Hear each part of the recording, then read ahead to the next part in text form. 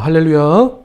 하나님의 은혜와 평강이 함께 하시기를 예수님의 이름으로 축복드립니다. 오늘 말씀 제목은 가성비 최고의 기도 곱하기 7입니다. 가성비 최고의 기도 곱하기 7. 사랑하는 성도 여러분, 지금 우리는 마지막 때를 살고 있죠. 주님 오실 날이 하루하루 더 가까이 오고 있습니다.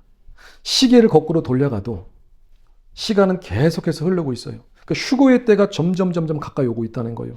그래서 여러분들이 마지막 때라는 것을 깨달을 때마다 영적인 긴장감을 느끼셔야 돼요. 그냥 마냥 생각 없이 평안한 것은 주님께서 주시는 은혜와 평강이 아니라 진짜 은혜와 평강은 마음이 평안하면서도 마음 절반은 반긴장 상태로 있어야 된다는 거예요. 그러니까 우리의 신앙을 수시로 점검하셔야 돼요. 지금 내 믿음은 정상인가? 나는 지금 깨어서 주님의 뜻대로 살고 있는가? 주님이 오시면은 나는 과연 들림받을 수 있는가? 과연 나는 하나님의 나팔 소리를 들을 수 있을까? 이런 점검이 수시로 무시로 계속해서 일어나야 된다는 거예요. 이게 아니면서 우리가 휴거된다고 하는 것은 스스로 속는 것이고 장난치는 것과 같아요. 그래서 우리의 신앙과 어떤 그 초점과 목표를 공중 휴거에 맞춰야 되고, 이것을 우리 주님께서 지금 가장 기뻐하신다는 거예요.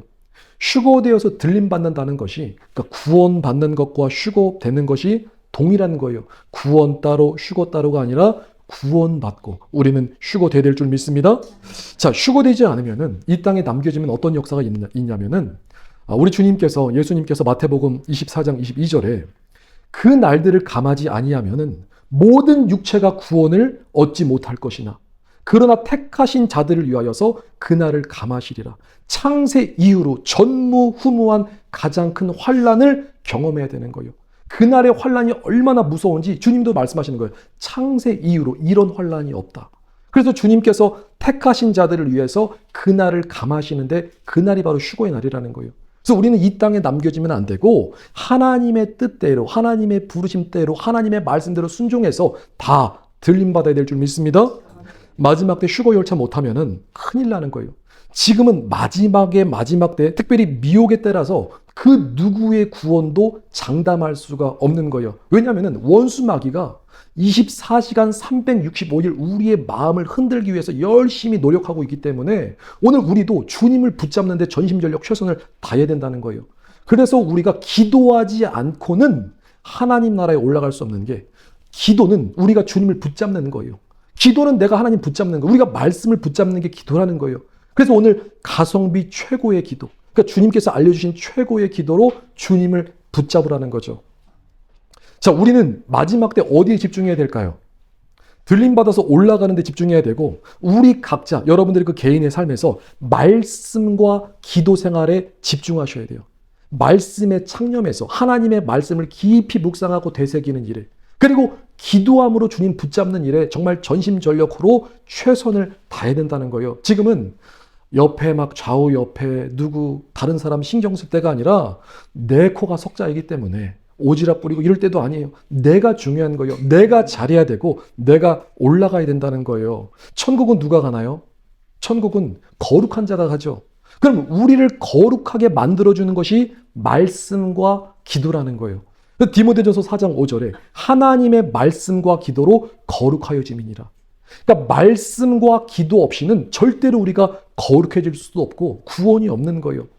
그래서 예수님을 믿는다고 하는 성도들이 하나님의 말씀 멀리했어요? 기도 생활 안 해요? 그럼 하나님이 누구신지도 모를 뿐더러 신앙생활을 정상적으로 할 수가 없는 거예요. 요한복음 17장 3절에 우리 주 예수님께서 이렇게 말씀하세요. 영생은 곧 유일하신 참 하나님과 그가 보내신 자 예수 그리스도를 아는 것이니라. 영생은 아는 것이래요. 구원은 아는 것이래요. 그러니까 말씀과 기도를 통해서 우리가 거룩해지고 하나님을 알아가는데, 믿음이라는 것은 예수님을 믿는다는 것은 하나님이 누구신지 아는 거예요. 하나님이 누구신지 알아야지 주님이 무엇을 기뻐하시는가, 하나님의 뜻이 무엇인가, 주님의 뜻대로 살아갈 수 있다는 거죠.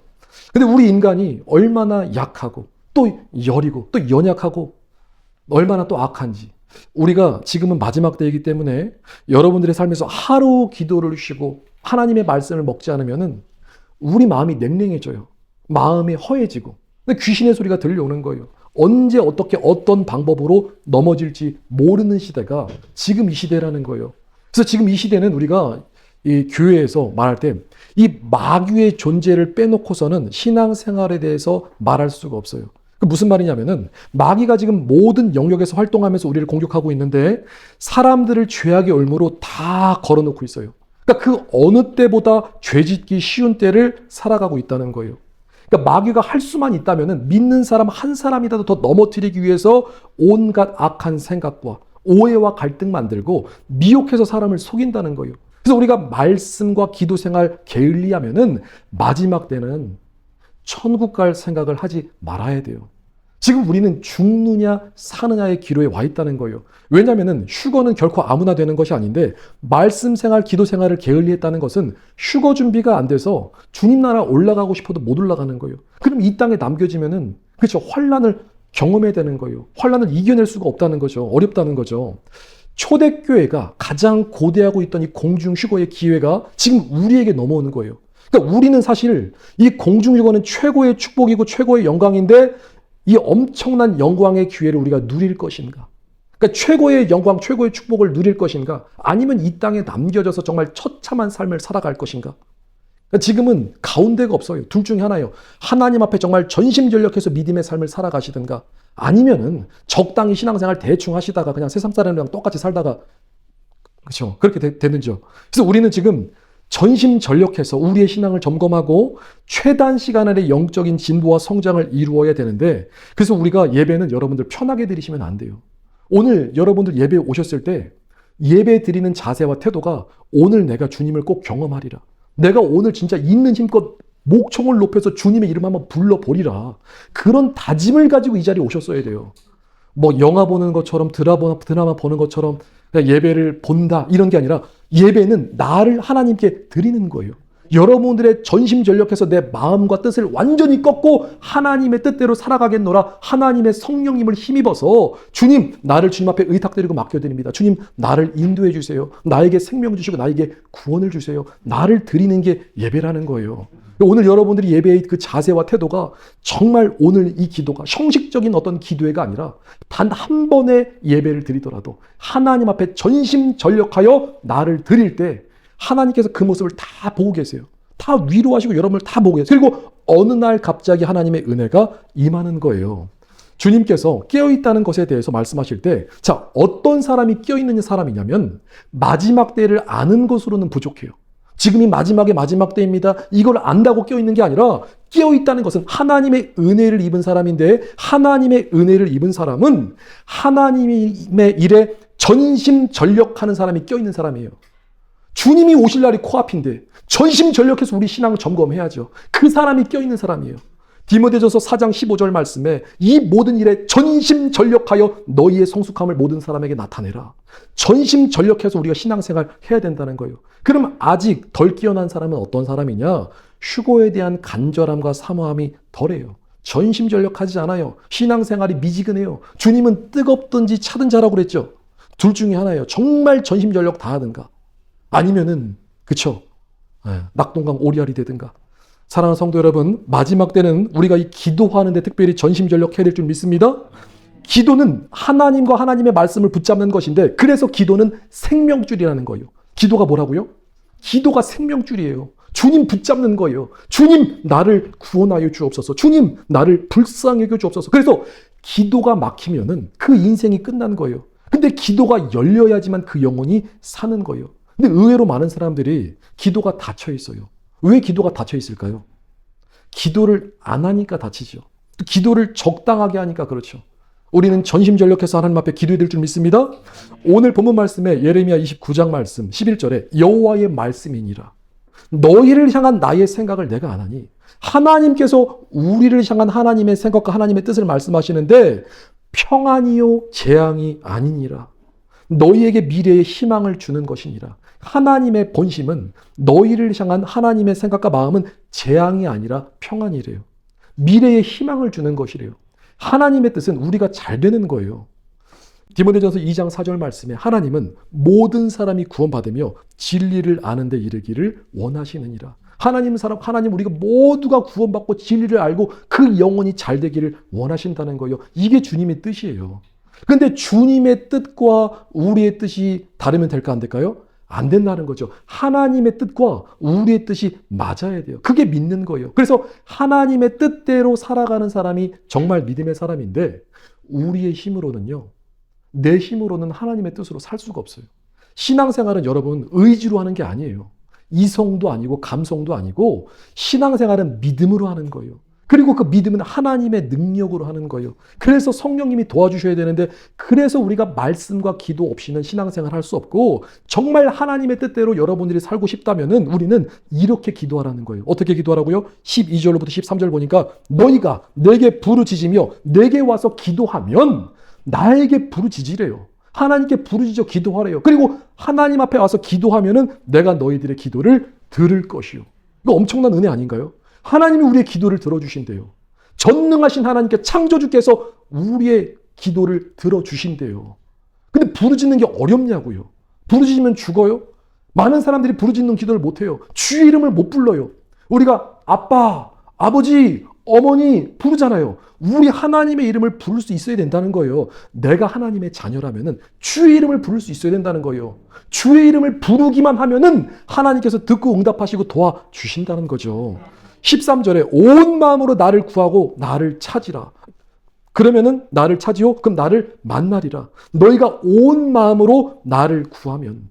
그러니까 전심으로 주님 앞에 부르짖고 온 마음으로 주님께 구하면은 나를 찾을 것이요. 나를 만나리라. 엄청난 은혜의 말씀이죠. 이 말씀의 시대적 배경은 이스라엘의 남유다가 586년에 바벨론에게 멸망당해요. 많은 유대인들이 이제 바벨론으로 포로돼서 끌려가죠.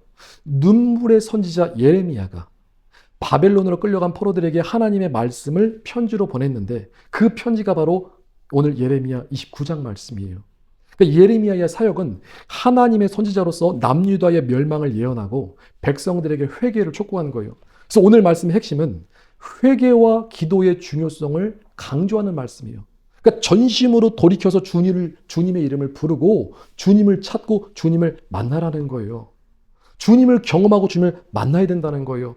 너희가 내게 부르짖으면 내게 와서 기도하면 내가 너희들의 기도를 들을 것이요. 너희가 온 마음으로 나를 구하면은 나를 찾을 것이요. 나를 만나리라. 잠언 8장 17절 말씀에 같은 말씀이죠. 나를 사랑하는 자들이 나의 사랑을 입으며 나를 간절히 찾는 자가 나를 만날 것이니라. 오늘 이 말씀이 누구에게 임할까요? 오늘 이 말씀이 나에게 임해야 된다는 거예요. 주님, 이 말씀이 내 말씀입니다. 나도 주님 사랑합니다. 주님, 나도 오늘 밤에 주님을 경험하고 주님을 만나고 싶습니다. 정말 주님을 만나고 싶으세요? 주의 이름을 부르시면은 말씀대로 하면은 주님께서 응답하신다는 거예요. 하나님께 부르짖었더니 온 마음으로 하나님을 구했더니 하나님께서 우리를 만나주시고 우리에게 은혜를 주신다는 거예요. 우리가 이 처음에 기도를 배울 때 정말 우리가 이따 기도하실 때 옆 사람 보시지 말고 정말 주님 보시면서 미친 사람처럼 기도해야 되는 거예요. 기도는 그렇게 배우는 거예요. 묵상 기도는 초고수들이 하는 거예요. 여러분 그 묵상 기도는 아무나 하는 게 아니에요.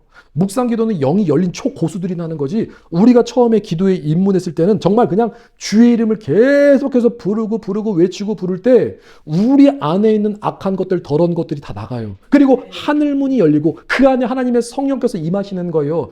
그때부터 거듭나 새 사람이 돼서 하나님의 완전한 변화와 하나님의 임재하심을 경험하는데 그 방법 중에 하나가 부르짖어 기도하라는 거예요.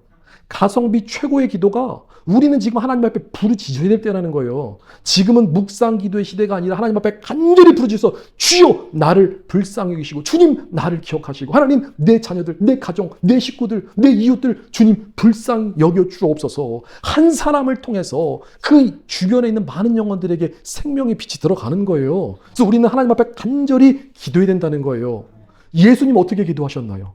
예수님 묵상 기도하셨나요? 예수님은요, 히브리서 5장 7절에 그는 육체에 계실 때에 예수님이 인간의 몸을 입고 계실 때에 자기를 죽음에서 능히 구원하실 이에게 그러니까 하나님께 심한 통곡과 눈물로 간구와 소원을 올렸고 뭐라고요? 심한 통곡. 예수님께서 심하게 통곡하셨대요. 엄청나게 우셨다는 거예요. 그리고 눈물로 간구와 소원을 올렸고 그의 경건하심으로 말미암아 들으심을 얻었느니라. 예수님 또 어떻게 기도하셨죠? 누가복음 22장 44절에 예수께서 겟세마네 동산에서 힘쓰고 애써서 더욱 간절히 기도하시니 땀이 땅에 떨어지는 핏방울 같이 되더라. 땀방울이 핏방울이 되도록 기도하신 분이 예수님이라는 거예요. 그 간절함으로 주님께서는 기도하셨다는 거예요. 예수님이니까 그렇게 기도한 것이 아니라 예수님께서 기도의 본을 보여주시는 거예요. 오늘 우리도 이렇게 기도하라고 말씀하시는 거예요. 간절히 전심으로 주님께 부르짖고 주의 이름을 부르라. 그럼 하나님께서 만나주신다는 거죠. 자, 그래서 오늘 소개할 가장 강력한 기도 중에 첫 번째는 부르짖어 기도하라는 거예요. 간절히 부르짖어 기도하시기를 예수님 이름으로 축복드립니다. 예레미야 33장 3절에 너는 내게 부르짖으라. 내가 너에게 응답하겠고 네가 알지 못하는 크고 은밀한 일을 너에게 보이리라. 부르짖을 때 역사가 일어납니다. 부르짖을 때 나의 자아가 깨어지고요. 부르짖을 때 자기 부인이 되고요. 부르짖을 때 하나님의 성령이 내 안에 임하시는 거예요. 성령이 역사하시는 거예요. 부르짖을 때 역사가 일어나는 거예요. 부르짖으라는 거예요. 또 하나의 강력한 기도는 명령하고 선포하는 기도예요. 가장 강력한 기도, 명령하고 선포하라. 자, 이 가성비 기도, 오늘 이 말씀 주제가 가성비 기도인데, 가성비라는 이 말씀은 가격 대비 최고의 성능을 말하고 있죠. 지금 짧은 시간 안에 가장 강력한 힘을 낼 수 있는 기도가 뭐라고요? 선포하고 명령하라는 거예요. 예를 들어서 예수님 이름으로 빛이 있을지어다. 빛이 있을지어다. 예수님의 피를 뿌리노라. 성령의 불을 던지노라. 어렵지 않잖아요. 그죠? 짧지만 강력한 기도가 선포하고 명령할 때 예수님의 이름으로 명한다. 흑암아 떠나가라. 그죠? 이게 믿음의 원리를 알고 믿음으로 선포하면 강력한 능력이 나타나는 기도가 바로 이런 명령하고 선포하는 기도라는 거죠. 그래서 오늘 소개할 중요한 핵심 키워드가 3개가 있는데, 자, 그동안 함께 나눴던 말씀, 빛과 보혈과 불이에요. 한번 따라해 볼까요? 빛과 보혈과 불이다. 자, 빛은 누구를 말씀하고 있을까요? 삼위일체 하나님 중에서. 그렇죠? 빛은 하나님을 말씀하시는 거예요. 하나님께서 우리에게 빛을 비춰주시는 거예요. 우리가 빛이 있으라 하면은 하나님께서 영적 세계에서 빛을 비춰주시는데 어둠 가운데 있는 자들에게 하나님께서 빛을 쫙 비춰주시는 거예요. 그래서 빛이 있으라 하실 때 어둠이 물러가고 빛이 그 자리에 임하는 거예요. 그리고 보혈은 누구를 상징하고 있죠? 예수님을 상징하죠. 예수님께서 십자가에서 우리를 위해서 예수님의 피를 흘려주셨어요. 그래서 예수님의 피를 뿌리노라. 예수 피를 선포할 때 보이지 않는 영적 세계에서 예수님의 피가 뿌려지는 거예요. 그리고 불은 누구를 상징하죠? 그렇죠. 성령님을 상징하죠. 그래서 우리가 성령의 불이라고 하잖아요. 성령의 불로, 성령의 불로. 정말로 성령의 불의 역사가 일어나는 거예요. 제가 이 짧은 시간에 다 간증할 수 없지만 정말로 빛과 보혈과 성령의 불의 능력이 있음을 믿으시길 축복드립니다. 이게 바로 삼위일체 하나님의 핵심 키워드인데, 빛이 있을지어다. 예수님의 피를 뿌리노라. 성령의 불을 던지노라 할 때 하나님께서 보이지 않는 영적 세계에서 빛과 보혈과 성령의 불이 임하는 거예요. 자, 그래서 첫 번째로 이 빛이라는 것은 성부 하나님께서 우리에게 빛을 비춰주시는데, 이 구원의 은혜도 전적인 하나님의 은혜 가운데 하나님의 빛을 비춰주시잖아요. 구원은 인간의 노력으로 되는 게 아니라 하나님께서 은혜 받을 자에게 빛을 비춰주세요. 그래서 빛은 구원의 빛이고 생명의 빛이고, 그렇죠? 은혜의 빛이라는 거예요. 빛을 받으면 그 사람이 각성해서 깨어나는 거예요. 하나님의 은혜의 빛을 받기 전까지 사람은 하나님의 세계에 대해서 믿을 수도 없고 깨달을 수가 없어요. 그러니까 세상 사람들은 영적으로 어둠 가운데 있는 거예요. 근데 우리가 누군가를 전도할 때 주여 예수님 이름으로 저 영혼에게 빛을 비춰주옵소서, 그 영혼을 위해서 기도할 때 하나님께서 혹여나 그 영혼에게 은혜의 빛을 비춰주시면 그 영혼이 각성해서 깨닫는 거예요. 어둠 가운데 있는 영혼들은요, 어둠 속에서 성경을 백날 백독해도 깨달을 수가 없어요. 하나님 은혜의 빛이 임할 때 하나님의 말씀이 깨달아지는 거예요. 그래서 빛이 임할 때, 빛을 선포할 때 깨어나는 역사가 일어남을 믿으시기 축복드립니다. 마태복음 5장에서도 예수님께서 우리에게 말씀하세요. 너희는 세상의 빛이다. 우리는 이미 빛이에요. 여러분들은 빛의 자녀들이에요. 우리는 빛의 사람들이에요. 우리는 빛을 선포할 수 있다는 거예요. 빛을 선포할 때 어둠이 물러가고 악령이 물러가고, 오늘 우리 마음에 그러니까 생각에도 어둠이 물러가고 우리 마음에도 어둠이 있어요. 그 어떤 어둠의 생각이 물러가고 빛이 임하는 거예요. 어떻게 할 때?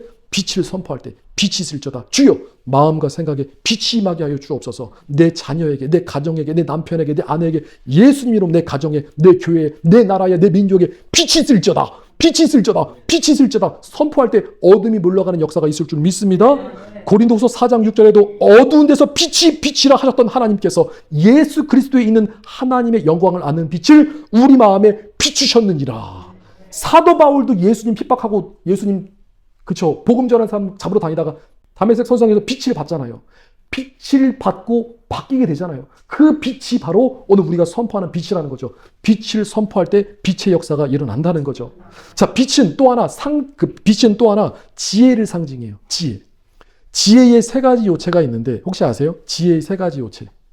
지혜라는 것은 하나님의 빛인데 빛이 우리 안에 오시면은 눈이 열려요. 영적인 눈이 열리고 영적인 귀가 열리고 깨닫는 마음이 임하는 거예요. 그래서 빛이 비춰질 때 눈이 열려요. 귀가 열리고 깨닫는 마음이 있어서 하나님의 뜻을 우리가 온전히 알 수 있는 거예요. 시편 119편 105절 말씀에 주님의 말씀은 하나님의 말씀은 내 발의 등이요 내 길의 빛이니라. 우리가 하나님의 말씀 들고 한 걸음 한 걸음 순종해 갈 때 우리 인생의 앞길이 열리고 하나님은 우리가 빛으로 불러주셔서 빛으로 인도함 받아서 빛으로 천국으로 올라가는 거죠. 그래서 우리는 빛을 선포할 때 빛 가운데 걸어가시는 축복의 역사가 있을 줄 믿습니다. 자, 둘째로 보혈은 예수님의 보혈의 피를 말씀하고 있는데 예수님의 피는 죄사함의 능력이 있어요. 우리를 거룩하게 하는 피가 예수님의 피예요. 특별히 우리는 예수님의 피를 많이 뿌리셔야 돼요. 왜냐하면 여러분 우리 삶에서 가슴에 손을 얹고 양심에 우리가 죄를 많이 짓잖아요. 죄를 질 때마다 주여 예수님의 피로 나의 죄를 씻어 주옵소서. 이 고백 한 번에 죄사함을 얻는 거예요. 예수님의 피 한 방울이 지옥 갈 영혼들을 천국으로 인도하는 피가 그 거룩한 생명의 피가 예수님의 피예요. 우리 양심을 깨끗하게 하고 양심을 깨우는 양심을 거룩하게 하는 피가 예수님의 피라는 거예요. 그래서 예수님이 피가 뿌려진 곳에 거룩한 역사, 죄 씻음의 역사가 일어나는 거예요. 예수님의 피가 왜 중요하냐면은 하나님과 우리 사이가 원수되었을 때 죄로 막혔을 때 예수님께서 십자가에서 자신의 피로 하나님과 우리 사이 막힌 담을 허물어 주신 거예요. 그래서 골로새서 1장 20절 말씀에 그의 피로 예수님의 십자가 피로 화평을 이루사 하나님과 우리 사이를 화목하기를 기뻐하게 하셨다. 그래서 예수님의 보혈은 하나님의 사랑을 의미하고 하나님의 사랑은 여기 있으니 하나님이 우리를 사랑하사 예수님의 피로 예수님의 화목 제물을 통해서 하나님과 우리가 하나 되게 하시는 거예요. 놀란 은혜라는 거죠. 그래서 에베소서 2장 13절에도 이런 말씀이 있어요. 그리스도 예수 안에서 그리스도의 피로 우리가 주님과 가까워졌느니라. 예수님의 피를 통해서 우리가 주님 앞에 나아가는 거예요. 우리가 이 천국 가는 길도 예수님의 이 보혈의 길을 걸어가는 거예요. 그래서 우리가 이 예수님의 피가 뿌려질 때마다 이 십자가 언약을 기억하시고 예수님의 십자가 사랑을 기억하시고 날마다 예수님의 피를 뿌리면서 예수님의 피를 선포하시면서 우리가 우리들의 죄를 씻고 정결하고 거룩하게 다니시기를 축복드립니다. 자, 셋째로 성령님의 불은 자, 하나님의 성령께서 우리 안에서 불같이 살아서 역사하시는 거예요. 우리가 성령님 우리 안에 모셨는데 성령님을 내 안에 모시고 나서 성령님을 근심시키면 될까 안 될까요? 안 되죠.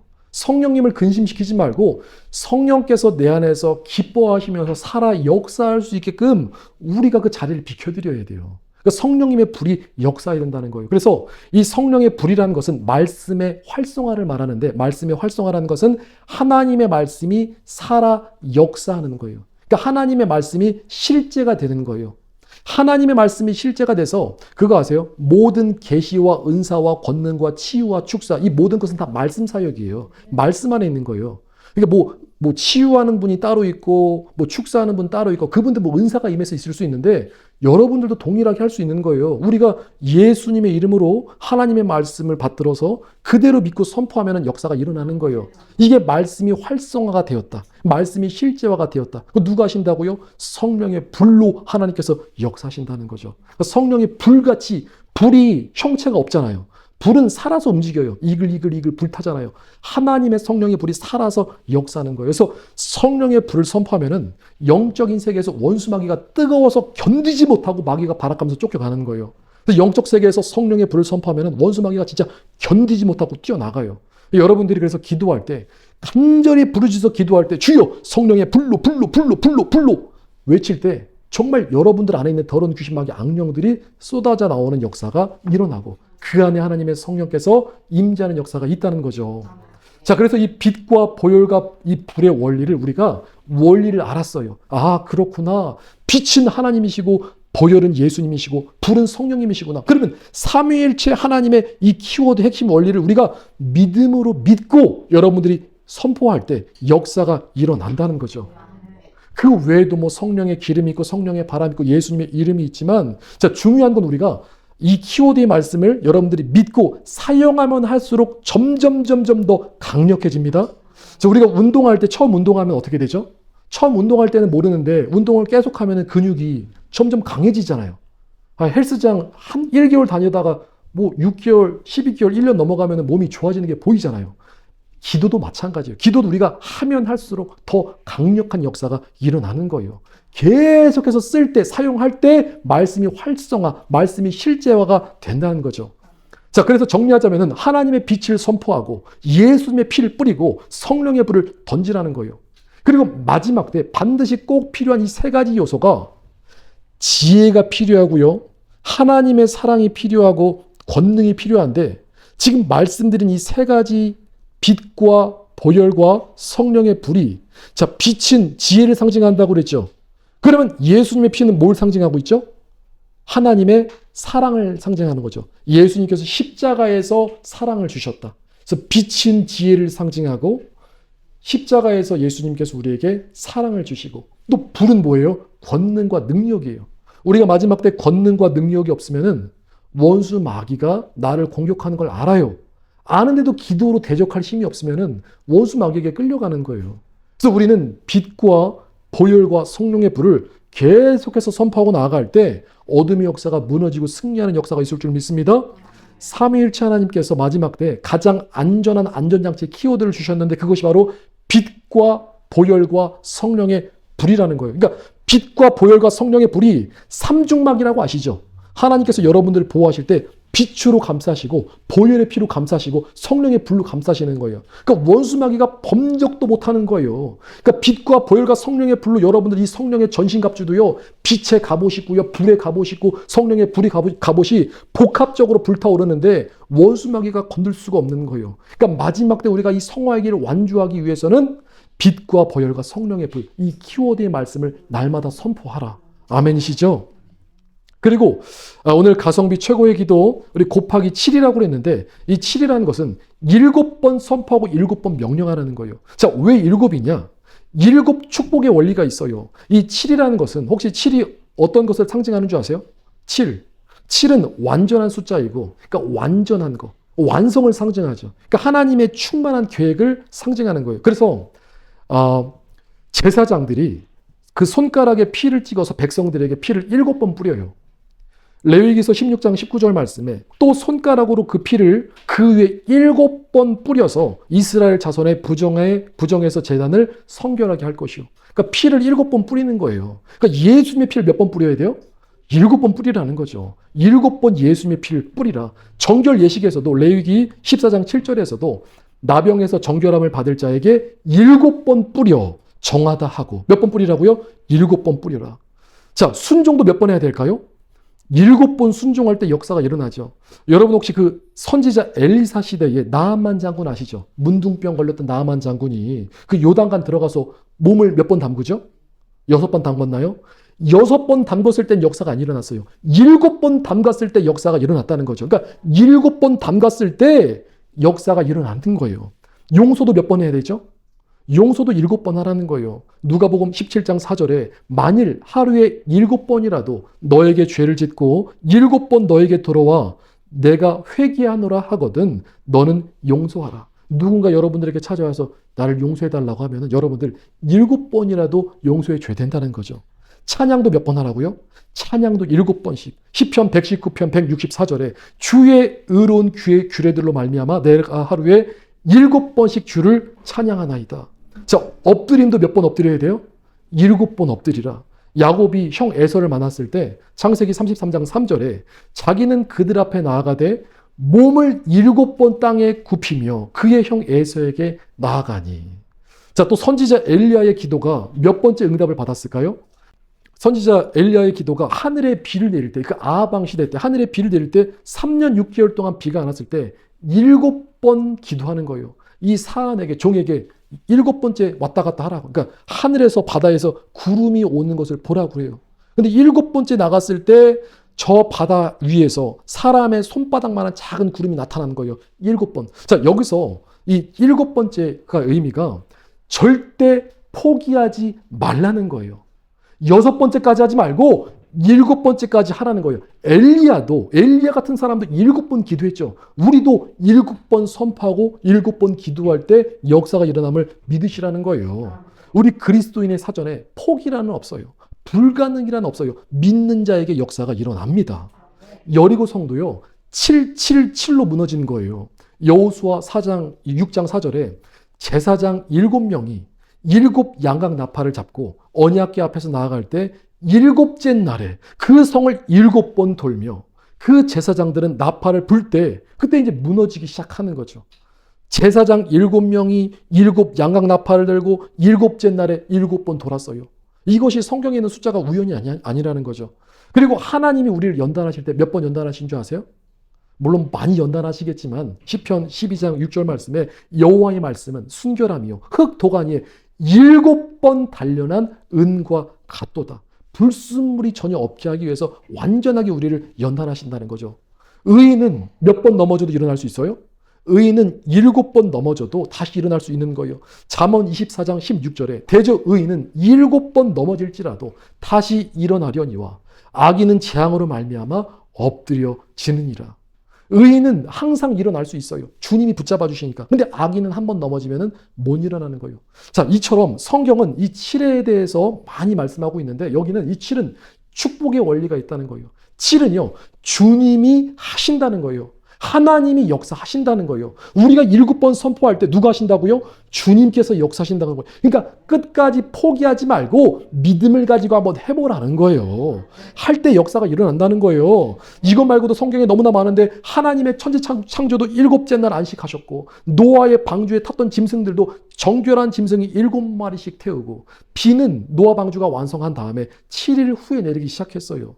그리고 하나님 보좌에 있는 영들도 7영이고 휴거로 들림받은 에녹도 아담의 7대 손이고 요한계시록에도 7인, 7나팔, 7대접이 나온다는 거죠.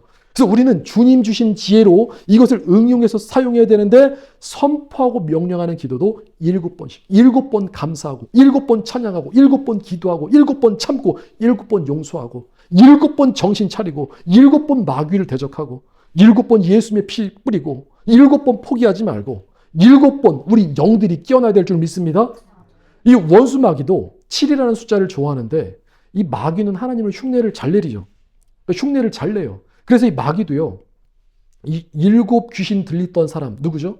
막달라 마리아. 예수님 쫓아주셨죠. 그리고 계시록에 등장하는 이 붉은 용의 머리가 7개예요. 그리고 악한 마귀는 한 길로 왔다가 몇 길로 도망가죠? 7길로 도망가죠. 지혜가 없으면 우리가 복음 안에서도 속을 수가 있어요. 이 마귀가 예수님 따라하고 하나님 따라하기 때문에. 자, 오늘 말씀을 정리합니다. 지금은 마지막 때이고 우리는 7번 정신 차리고 7번 각성해서 우리 영이 더 깨어나야 돼요. 더 영의 눈이 밝아져야 되고 더 영의 귀가 또렷하게 들려야 되고 더 깨닫는 마음이 있어서 하나님의 기쁨이 되어야 되고 하나님의 영광 가운데 나가야 된다는 거죠. 우리는 더 훈련돼야 되고 더 연단돼야 되고 더 부르짖어야 된다는 거예요. 그래서 오늘 가성비 최고의 기도는 첫 번째로 하나님 앞에 간절히 부르짖으라는 거예요. 부르짖을 때부터 역사가 시작돼요. 그때부터 우리는 선포할 수 있는 믿음이 우리 안에 들어오는 거예요. 그리고 예수님의 이름으로 빛을 선포하고 예수님의 피 그리고 성령의 불을 던질 때 하나님의 역사가 일어난다는 거죠. 주님께서 말씀하세요. 그리스도인에게는 7가지가 없다. 무엇이 없습니까? 첫 번째, 그리스도인에게는 불가능이 없다. 두 번째, 포기가 없다. 세 번째, 그리스도인에게는 욕심이 없다. 네 번째는 절망이 없다. 다섯 번째는 의심이 없고, 여섯 번째는 불평이 없고, 일곱 번째는 미움이 없고, 여덟 번째는 자존심도 없다. 우리가 믿고 선포할 때 역사가 일어남을 믿으시길 축복드립니다. 우리가 여기서 이 자리 기도할 때 특별히 가장 강력한 기도에 하나 더 말씀드리면은, 자, 합심해서 우리가 모였죠. 이 자리에서 합심해서 통성으로 부르짖어서 선포해서 7번 기도할 때 이게 곱하기가 되거든요. 합심해서 통성으로 부르짖어서 선포할 때 이것이 1 더하기 1이 아니라 제곱이에요. 제곱. 곱하기가 붙어요. 엄청난 역사가 일어나는 거예요. 우리가 여기서 함께하는 이 기도를 통해서 밴쿠버의 거룩한 빛이 비춰지는 거예요. 여기에 거룩한 주 예수님의 피가 뿌려지는 거예요. 이 땅이 거룩해지고요. 여기 성령의 불이 일어나고요. 여기 회개와 부흥의 역사가 저와 여러분들을 통해서 하나님이 일하신다는 거죠.